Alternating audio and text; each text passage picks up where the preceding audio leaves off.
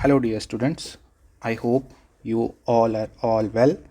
So, our topic for today's discussion is the development of science and technology through ages. इसमें जो हमने science and technology की development रही, चाहे वो हमारी इंडस वैली सिविलाइजेशन से हम शुरू कर दें, वैदिक एज रहेगी, उसके बाद में हमारा जो एंशियंट हिस्ट्री का पीरियड रहेगा, एंड जो medieval, pre medieval, post medieval as well as the modern era, इस सब में जो साइंस एंड टेक्नोलॉजी की डेवलपमेंट हुई है उसको हमने स्टडी करना है। इसको हम कुछ सब हेडिंग्स में डिवाइड कर देते हैं। जैसे मैथमेटिक्स में हम देखेंगे जो हमारे एंशियंट थिंकर्स थे जिन्होंने मैथमेटिक्स में अपना योगदान दिया। उसके बाद astronomy, medicine, metallurgy, navigation, biology, chemistry and agriculture. यहाँ पे मेटलर्जी और केमिस्ट्री जो है हल्के हल्के ओवरलैपिंग हमको देखने को मिलेंगे, लेकिन जो मेजर रहेगा वो रहेगा मैथमेटिक्स, एस्ट्रोनॉमी एंड मेडिसिन। तो इन 8 सब हेडिंग्स में हमको आगे देखना है कि कैसे हमको प्रीवियस जो हमारे थ्रू एजेस हमको डेवलपमेंट्स देखने को मिलती हैं। तो now let's begin first of all with the mathematics. Mathematics की बात करेंगे तो एज़ यू ऑल नो कि मैथमेटिक्स की शुरुआत जो होती है वो होती है बुद्धायन से, जिनको बुद्धियान भी कहा जाता है। तो ये जो बुद्धायन रहे जिन्होंने बुक लिखी थी अपनी सुल्व सूत्रा, बुद्धियान ने लिखी सुल्व सूत्रा। इसमें जो इम्पोर्टेंट चीज़ आपने याद रखनी है कि इन्होंने सबसे पहले पाई का कंसेप्ट दिया और पाई से ही देन इवॉल्व होकर इन्होंने पाइथागोरस थ्योरम का कंसेप्ट भी दिया। तो you have to remember that Baudhayana जो वेरी फर्स्ट थिंकर रहेंगे मैथमेटिक्स में, इन्होंने शुल्व शास्त्र दिया था। शुल्व शास्त्र से हमको पाई का कंसेप्ट मिलता है, वहीं से हमको पाइथागोरस थ्योरम भी है, ओरिजिन उसका देखने को मिलता है। इस पाइथागोरस थ्योरम पाई के अलॉन्ग शुल्व शास्त्र में हमको जो वैदिक अल्टार्स थे, जैसे आपको पता है जो हवन बनाते हैं, हवन कुंड को कैसे बनाना है, उसकी जो 4 साइड्स होंगी वो कैसे रहेंगी, तो इसके का कंसेप्ट भी जो है वैदिक अल्टार्स कौन से एंगल पे क्या होना चाहिए, यह भी हमको यहाँ पे शुल्व शास्त्र से देखने को मिलता है। Then after Baudhayana is the Aryabhatta. Aryabhatta के बारे में आई होप कि आप सब जानते ही होंगे। इन्होंने जो है डिस्कवरी ऑफ अलजेब्रा की थी, इनकी सबसे मेजर डिस्कवरी, जिसके साथ साथ इन्होंने यहाँ पर अलजेब्रा के साथ ओरिजिन देखने को मिलता है हमको ट्रिग्नोमेट्री का। तो याद रखिएगा आर्यभट्ट ने ट्रिग्नोमेट्री का कंसेप्ट दिया था, जिसमें हमने अलजेब्रा, जिसका मॉडर्न अलजेब्रा का ओरिजिन यहीं से हमको देखने को मिलता है। इसके अलावा यहाँ पे ट्राइंगल का कंसेप्ट भी जो है सबसे पहले आर्यभट्ट ने बताया था, राइट एंगल ट्राइंगल अलजेब्रा, जिस पे कि पूरी ट्रिग्नोमेट्री बेस्ड है। तो बुद्धियान ने शुल्व सूत्र दिया एंड आर्यभट्ट ने जो है अलजेब्रा का कंसेप्ट दिया यहाँ पे। उसके बाद बात करते हैं चंद्रगुप्त II के रेन में हमको वराहमिहिर देखने को मिलते हैं।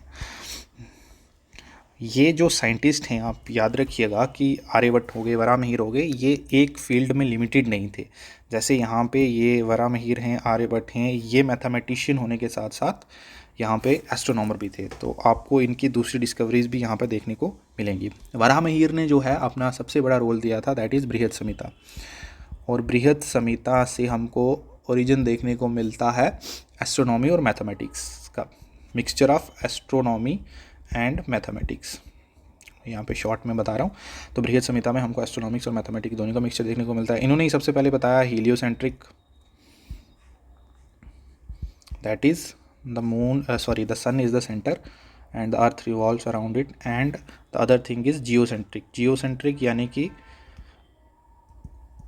The moon revolves around the earth. तो हीलियोसेंट्रिक और जियोसेंट्रिक, यहाँ पे जियोसेंट्रिक को आप जो है ज्योग्राफी का कंसेप्ट होता है उसकी तरफ थोड़ा सा नहीं ले जाइएगा, दैट इज़ वहाँ पे बताया जाता है कि the earth is the centre and the sun revolves around it. यहाँ पे जियोसेंट्रिक डिनोट कर रहा है कि the earth is the centre and the moon revolves around it. The heliocentric is the sun is the centre and the earth revolves around it. तो वराहमिहिर ने सबसे पहले इसका कंसेप्ट भी यहाँ पर दिया था। उसके अलावा और भी काफ़ी सारे जो है रहे मैथमेटिशियंस, जिसमें कि इंपॉर्टेंट यहाँ पे आपको याद रखना है ब्रह्मगुप्त का। ब्रह्मगुप्त जो थे ये 7th AD में हमको देखने को मिलते हैं। यहाँ पे इनकी सबसे बड़ी कंट्रीब्यूशन थी, वो थी ज़ीरो की। ब्रह्मगुप्त ने सबसे पहले ज़ीरो का कंसेप्ट दिया था, और आपको पता है सारा जो देन मैथमेटिक्स यहीं से इवॉल्व हुआ इसके अराउंड। उसके अलावा यहाँ पे भास्कराचार्य भी हमको देखने को मिलते हैं। भास्कराचार्य को मैं शॉर्ट में भास्करा लिखा हूँ। भास्कराचार्य ने सबसे इम्पोर्टेंट जो इनकी कंट्रीब्यूशन रही वो रही सिद्धांत शिरोमणि। सिद्धांत शिरोमणि इन्होंने 12th सेंचुरी में दी थी। तो सिद्धांत शिरोमणि में आगे हमको फर्दर देखने को मिलता है, जिसमें कि लीलावती देखने को मिलेगा। लीलावती जो थी that is dealing with the algebra. और इसकी एक इम्पॉर्टेंट इंटरेस्टिंग चीज़ आपको बताता हूँ, लीलावती को बाद में किया था ट्रांसलेट फेजी ने पर्शियन में। जो फेजी जो था कोर्ट पोइट था अकबर का, तो अकबर का कोर्ट पोइट फेजी ने लीलावती को पर्शियन में ट्रांसलेट किया। इसके अलावा सिद्धांत शिरोमणि में लीलावती थी, उसके साथ बीज गणिता थी, गोल अध्याय थी, ग्रह गणिता थी। ये सब आपको याद रखने की ज़रूरत नहीं है। उसके बाद मेडिवल पीरियड में मूव करते हैं तो हमको और काफ़ी यहाँ पर मैथमेटिशियंस देखने को मिलेंगे। And for the exam point of view mains की बात करें तो आपको यहाँ पे सब मेंशन करने की ज़रूरत नहीं है और इतना आप रिटेन भी नहीं कर पाएंगे। तो सबसे इंपॉर्टेंट जो है आपको एंशिएंट में ही मैथमेटिशियंस देखने को मिलते हैं। देन हम अपनी मूव कर जाते हैं सेकंड सब हेडिंग में, दैट इज़ एस्ट्रोनॉमी। एस्ट्रोनॉमी की बात करें तो सबसे पहले हम आर्यभट्ट से ही शुरू करेंगे। आर्यभट्ट का हमने पहले भी वर्ग देखा कि उन्होंने यहाँ पर ट्रिग्नोमेट्री, ट्रायंगल और अलजेब्रा की बात की। यहाँ पे आर्यभट्ट की जो बुक है आर्यभट्टिया, इसमें हमको एस्ट्रोनॉमिकल डिटेल्स के बारे में देखने को मिलता है। एस्ट्रोनॉमिकल डिटेल्स जो हैं, इन्होंने प्लानिटरी पोजीशंस बताया, सन मून की मूवमेंट बताई, एंड इसके अलावा यहाँ पे एक्लिप्स कैलकुलेशन में भी इनका जिक्र यहाँ पे आर्यभट्ट की बुक आर्यभट्टिया में देखने को मिलता है। उसके अलावा जैसे मैंने पहले भी बताया, आर्यभट्ट के साथ साथ वराहमिहिर जिनका हमने मैथमेटिक्स में भी डिस्कशन किया, जिन्होंने बृहद संहिता लिखी थी, जहाँ पे हमको एस्ट्रोनॉमी और मैथमेटिक्स का कंपैरिजन देखने को मिला था। तो एस्ट्रोनॉमी में जो है वराहमिहिर ने हमको बताया, इनकी इंपॉर्टेंट बुक आ जाएगी पंच सिद्धांतिका। यहाँ पे एक पहले भी हमने सिद्धांत से रिलेटेड बुक पढ़ी है, दैट इज़, कंफ्यूज मत करिएगा, सिद्धांत शिरोमणि, वो है भास्कराचार्य की, और वराहमिहिर की है पंच सिद्धांतिका।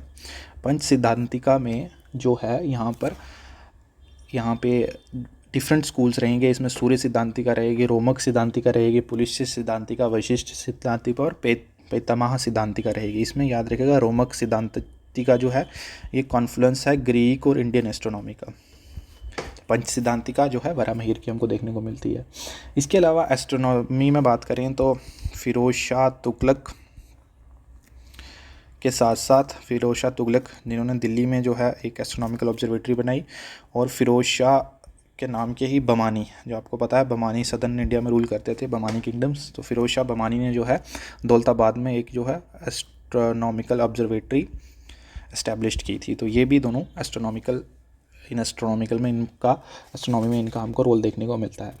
इसके अलावा बात करें आफ्टर दिस मुग़ल पीरियड, तो यहाँ पे सवाई जय सिंह थे।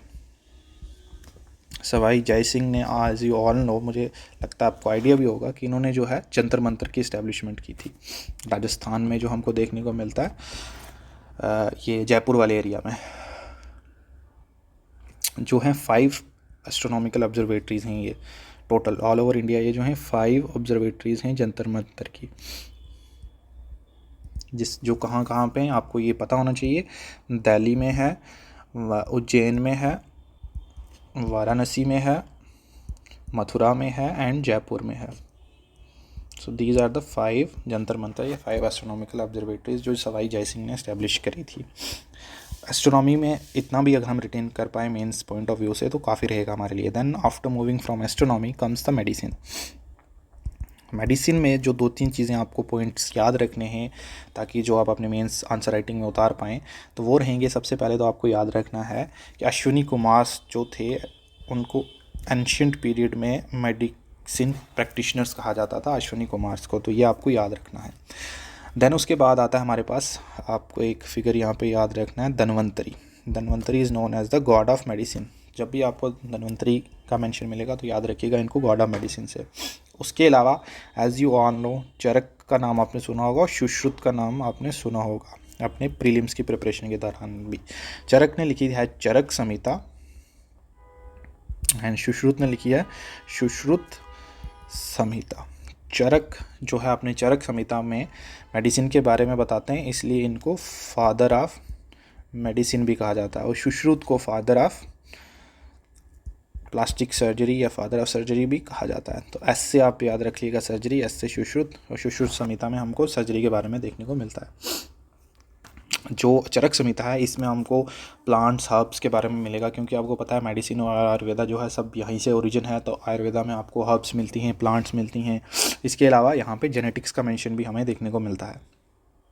उसके बाद बात करें मेडिसिन की, तो मेडिसिन के में जब इंडो ग्रीक्स आए, ग्रीक्स ने भी काफ़ी रोल प्ले किया यहाँ पे जो है। फिर ग्रीक्स के जैसे जैसे प्रोग्रेस होती गई और इंडियन और ये हमारे जो है फॉरेन जो नॉलेजेस थी इनका कॉन्फ्लुएंस हुआ और नई टेक्नोलॉजी जो नई टेक्निक्स थी उनका डेवलपमेंट भी देखने को मिला। With the advent of Muslim rule, यहाँ पे मुस्लिम्स लेके आए यहाँ पे न्यू टेक्निक जिसको कहा जाता है यूनानी। यूनानी में आपको पता है यूनानी एक टिप आती है, यूनानी टिप टेक्निक, तो ये यहाँ पे मुस्लिम्स के साथ इसका ओरिजिन हुआ है, ये आपको याद रखनी है। दारा के टाइम पे मुस्लिम जो ये रूलर रहे, दारा में आपने याद रखना है कि दारा के टाइम पे एक बुक लिखी गई थी मुसल जाती दारा शिकोही, जिसमें यहाँ पर मेडिसिन का काफ़ी मेंशन देखने को मिलेगा आपको। उसके बाद एक जो आप सिद्धा के बारे में आपने सुना होगा, जैसे मिस्ट्री ऑफ आयुष भी है जिसमें आयुर्वेद आता है, यूनानी आता है, सिद्धा आता है, होम्योपैथी आती है। तो ये सिद्धा है, सिद्धा इज़ अ रीजनल सिद्धा is a regional medical development जो हमको तमिल रीजन में देखने को मिलती है। और सिद्धा इनकम्पासिस करता है यहाँ पे use of metals, minerals and chemicals, इसके थ्रू जो है मेडिकल्स प्रोसीजर किए जाते हैं। तो ये जो सिद्धा है ये तमिल रीजनल टेक्निक डेवलपमेंट हुई। तो मेडिसिन में आपको यही चीज़ें याद रखनी है, जिसमें Ashwini Kumar that are the medicine practitioners, Dhanvantari, Charak, Sushruta, उसके बाद ग्रीक्स का रोल एंड मुस्लिम के साथ जो यूनानी टेक्निक आई एंड द सिद्धा that is develop in the regional develop as a regional system in the Tamil Nadu area. उसके बाद जो छोटे छोटे हमें और भी डेवलपमेंट्स देखने को मिल जाएंगे अदर फील्ड्स में, जैसे जिसमें हमारा मेटलर्जी में आ जाएगा। इनमें आपको जो इंपॉर्टेंट चीज़ रहेगी ये आपको एग्जांपल्स देके आगे जो है इसको डाइवर्सिफाई करना पड़ेगा अपने आंसर्स को। तो मेटलर्जी में याद रखिएगा आईवीसी के टाइम पे as you all know they are very well versed in the metallurgical processes. वहाँ पे वो अलॉयज़ बनाते थे, we know that they have bronze sculptures हमें वहाँ देखने को मिलते हैं, लॉस्ट वैक्स टेक्निक देखने को मिलती है। इसमें अलॉय का रोल और अलॉय में भी मेजरली जो हमारा ब्रॉन्ज का रोल है वो बहुत ज़्यादा है। तो आईवीसी से आपने याद रखना है ब्रॉन्ज को। उसके बाद वैदिक पीपल जो थे उनको फर्मेंटिंग की नॉलेज थी, तो ये भी आप याद रख सकते हो। एंड उसके बाद जो है इसके एग्जांपल्स में आप बेस्ट एग्जांपल्स दे सकते हो, आयरन पिलर जो है महरौली वाला जो अभी कुतुब मीनार कॉम्प्लेक्स में है, कि वो इतना उसमें आपको साइंटिफिक अचीवमेंट देखने को मिलेगी। दैट इज़ अभी भी वो दैट इज़ 2000 ईयर पुराना पिलर अभी भी वैसे का वैसे ही हमें देखने को मिलता है। तो आप बता सकते हैं कि उस दौरान से अभी दौरान तक कितना जो एटमॉस्फेरिक चेंज हुआ, क्लाइमेट चेंज हुआ, लेकिन वेदर कंडीशंस कितनी बार कैसी कैसी रही, लेकिन अभी भी वो बिल्कुल वैसे का वैसा ही वहाँ पे देखने को मिलता है। तो आयरन पिलर महरौली की एग्जांपल दे सकते हो। इसके साथ साथ आप यहाँ पे सुल्तानगंज बुद्धा की एग्जांपल भी दे सकते हो। यू कैन टेल दैट कि it is so well versed, जो कि किस में है, हमको ब्रॉन्ज स्कल्पचर है, ब्रॉन्ज बुद्धा इमेज है। आप बता सकते हो कि इतना अच्छा यहाँ पे इनको मेटलर्जिकल अलॉयज़ की नॉलेज थी कि वो वैसे का वैसा ही अभी भी स्टिल हमें देखने को मिलता है। इसके बाद बात करें मेटलर्जी के बाद तो हम नेविगेशन की बात कर सकते हैं। नेविगेशन में आपको याद रखना है, आप स्टार्ट कर सकते हैं अपना आंसर लोथल से, आईवीसी से जो एक डॉक यार्ड था वहाँ पे आप बता सकते हैं कि कैसे ट्रेड होता था फॉरेन सिविलाइजेशन के साथ, मेसोपोटामिया के साथ, इजिप्शियन के साथ। और यहाँ पे एक एंशियंट संस्कृत ट्रिटीज़ भी हमको देखने को मिलती है, संस्कृत बुक है जिसके बारे में, जिसमें शिप बिल्डिंग के बारे में बताया गया है। इस बुक का नाम अपने आंसर में ज़रूर मेंशन करें। इस बुक का नाम है युक्ति कल्पातरु। सो यहाँ पे इसमें शिप बिल्डिंग के बारे में बताया गया है। इसमें 2 क्लासेस ऑफ शिप बताया गया है, एक सामान्य क्लास और एक विशेष और स्पेशल क्लास। विशेष और सामान्य इसमें आगे फर्दर बताया गया, उसमें आगे फर्दर हैं ऑन द बेसिस ऑफ हल जो होता है शिप का, उसमें डिवाइड किया गया है दीर्घ हल, उन्नता हल, हायर हल, लोअर हल, मध्य मंदिरा वगैरह। तो ये आपको इतनी इसमें क्लासिफिकेशन में जाने की जरूरत नहीं है, बस शिप बिल्डिंग का आप यहाँ पे मेंशन कर दीजिएगा। तो नेविगेशन में आप इतना ही करें। उसके बाद अगर हम बायोलॉजी की बात करें, बायोलॉजी में आप बता सकते हैं कि यहाँ पे इनको क्रॉस ब्रीडिंग आप बता सकते हैं बायोलॉजी में, कि जो मेडिवल टाइम में क्रॉस ब्रीडिंग की उसकी नॉलेज थी इनको। अकबर ने खास करके फोकस किया था ये जो हाई क्वालिटी एनिमल्स हैं, high quality of horses, animals, elephants, इस पे जो है अकबर ने काफ़ी फोकस किया था। तो बायोलॉजी में आप ये बता सकते हैं। जहांगीर में एक आप बुक यहाँ पे ज़रूर मेंशन करें, दैट इज़ तुजुकी जहांगीरी। तो तुजुक ई जहांगीरी का आप मेंशन करें कि यहाँ पे उसमें भी जो है 36 एनिमल स्पीशीज़ को क्लासीफाई किया गया। तो this shows that the knowledge कि उस समय जो है बायोलॉजिकल नॉलेज कैसे रही। उसके बाद केमिस्ट्री की बात करते हैं। केमिस्ट्री को आप मेटलर्जी से भी थोड़ा जोड़ सकते हैं। इसमें आप पेपर बिल्डिंग के बारे में बता दीजिए कि एंशिएंट इंडिया में पेपर बिल्डिंग बहुत प्रेवलेंट थी। उससे पहले आप बता दीजिए यहाँ पे कि पेपर से भी पहले आप बता दीजिए कि नदर्न इंडिया में जो है, नॉर्थ इंडिया में, sorry about that, north India में हमको जो है बिर्च बार्क, जिसको हम क्या बोलते हैं, भोजपत्र भी बोलते हैं, यहाँ पे कुछ भंडारे वगैरह पे अभी भी इस पे रोटी जो है सर्व की जाती है ट्रेडिशनल वे में। तो बिर्च बार्क पे है, उस पर राइटिंग की जाती थी। साउथ इंडिया में आप बता सकते हैं कि जो पाम लीव है उस पर राइटिंग की जाती थी। उसके बाद जो है पेपर बिल्डिंग का भी यहाँ पे काफ़ी इन्फ्लुएंस हमको देखने को मिलेगा। जो रीजनल सेंटर थे, जैसे कि Kashmir was a very good centre. आप अपने रीजनल जो लोकल एग्जांपल डालोगे तो आपका आंसर जो है इस पर काफ़ी ऑर्नामेंटेड हो जाएगा। तो आप कश्मीर की एग्जांपल डाल सकते हैं। उसके बाद सियालकोट, ज़फ़राबाद, पटना, मैसूर, औरंगाबाद, ये सब जो हैं पेपर प्रोडक्शन के सेंटर्स रहे एंशिएंट इंडिया में। उसके बाद केमिस्ट्री में आप मुग़ल पीरियड में आप जो सबसे इंपॉर्टेंट चीज़ आपको लिखनी है, गन पाउडर। जब बाबर आया तो बाबर अपने साथ गन आर्टिलरी लेके आया, गन पाउडर लेके आया, इसका भी आपने यहाँ पे मेंशन करना है। कास्टिंग कैनन टेक्निक जो है इनकी, ये भी आपको बतानी है। इसके अलावा यहाँ पे बाबर के बाद अकबर का एक जो है परफ्यूम फेमस, परफ्यूम्स काफ़ी फेमस थे अकबर के दौरान। यहाँ पे इसमें आपने मेंशन करना है रोज़ अटर्स वगैरह। Sorry about this hand gestures. Okay, so Akbar का परफ्यूम जिसमें रोज़ अतर आप मेंशन कर सकते हो। तो ये आपको मेटलर्जी के बारे में भी उस टाइम की केमिस्ट्री के बारे में बताते हैं। That last thing we going to discuss in this lecture is agriculture. तो नोटेबल रीजनल स्पेशलिटीज़ आपको देखने को मिलेंगी, जिसमें ब्लैक पेपर रहेगा। उसके बाद यहाँ पे सैफ़रॉन रहेगा कश्मीर का, ब्लैक पेपर रहेगा वेस्टर्न घाट का, एंड जिंजर सिनामन तमिलनाडु की, कार्डमम, सैंडलवुड ये अपना आंध्र प्रदेश, केरला कोकोनट, ये आप सब बता सकते हैं कि ये प्रीवियस टाइम से ही इंडिया की स्पेशलिटीज़ रही हैं इन रीजन्स की। तो उसके लिए भी आपने बताना है। जो फॉरेनर्स यहाँ पे आए, फ़ॉरेन में आपको बताना है। पोर्टुगीज़ टाइम तो आप मॉडर्न इंडिया में पढ़ते होंगे, लेकिन उससे पहले भी आपको बताना है कि rice, barley, millet, pulses, oil seed, ये सब बाहर से आए। जो गोयन ज्यूइट्स थे, जो कन्वर्टीज़ थे, आए ब्रिटिश टाइम के दौरान, इन्होंने यहाँ पे मैंगो ग्राफ्ट्स किए, मॉडर्न जो हमको देखने को मिलते हैं, मॉडर्न वैराइटीज़ ऑफ मैंगो लाई, अल्फांसोस वगैरह लाए। तो ये एग्रीकल्चर डेवलपमेंट उस समय हमको देखने को मिलती हैं। उसके अलावा यहाँ पे एग्रीकल्चर में आप इरिगेशन वाला एस्पेक्ट भी डाल सकते हो। इरिगेशन जो है ट्रेडिशनली वेल, टैंक, कैनल के थ्रू हुई थी। यहाँ पे इरिगेशन में आप 2-3 वर्ड्स डाल सकते हो, जैसे चाराज जो हैं ये लेदर बकेट्स होती हैं, एंड यहाँ पे एक धैंकली सिस्टम जो है, धैंकली सिस्टम अभी भी आपको पता है प्रेवलेंट होगा। यहाँ पे बुल का यूज़ करके वेल से वाटर जो है निकाला जाता है। तो बुल जैसे चलता है तो वो जो वाटर को पिक करके नीचे ग्राउंड से ऊपर लाया जाता है। इसके अलावा पर्शियन व्हील टेक्निक भी आपको यहाँ पे देखने को मिलेगी। तो ये सारी यहाँ पे एग्रीकल्चर में आपको एडवांसमेंट देखने को मिलेंगी। तो इस लेक्चर में हमने यही डिस्कस करना था। आई होप कि आपको जो है मैथमेटिक्स, एस्ट्रोनॉमी, मेडिसिन, मेटलर्जी जो इंपॉर्टेंट एस्पेक्ट्स हैं, ताकि जो मेंस में ये क्वेश्चन पहले भी आ चुका है और आगे भी अगर इस साल के केएस मेंस में आता है तो आप इसको अच्छे से अटेम्प्ट कर सकें। मैथमेटिक्स में आप एंशिएंट एग्जांपल्स दें, एस्ट्रोनॉमी में आप एंशिएंट एग्जांपल्स दें, मॉडर्न एग्जांपल्स सवाई जय सिंह वगैरह की भी दे सकते हैं। मेडिसिन में कुछ टर्म्स जो मैंने आपको इंपॉर्टेंट बताई हैं उस पर आपको खास करके ध्यान रखना है। मेटलर्जी में आप आईवीसी, वैदिक का टाइम पीरियड के बारे में बात करें। नेविगेशन में आप लोथल और ये शिप बिल्डिंग में युक्ति, कल्पतरु जैसी बुक्स जो हैं आप अच्छे से मेंशन करें। बायोलॉजी में आप अकबर के time high quality horses, high quality bulls, elephants, इनकी बात करें। क्रॉस ब्रीडिंग के बारे में बताएं। जहांगीर का पीरियड आप मेंशन करें। केमिस्ट्री में पेपर बिल्डिंग, पेपर जो है मैन्युफैक्चर, इसके बात करें। और इस पेपर से पहले भोजपत्र और पाम लीव पे जो राइटिंग की जाती थी उसका मेंशन करें। एग्रीकल्चर में ब्लैक पेपर, सैफरॉन वगैरह जो इंडिया की स्पेशलिटीज़ रही हैं उसके लिए बताएं।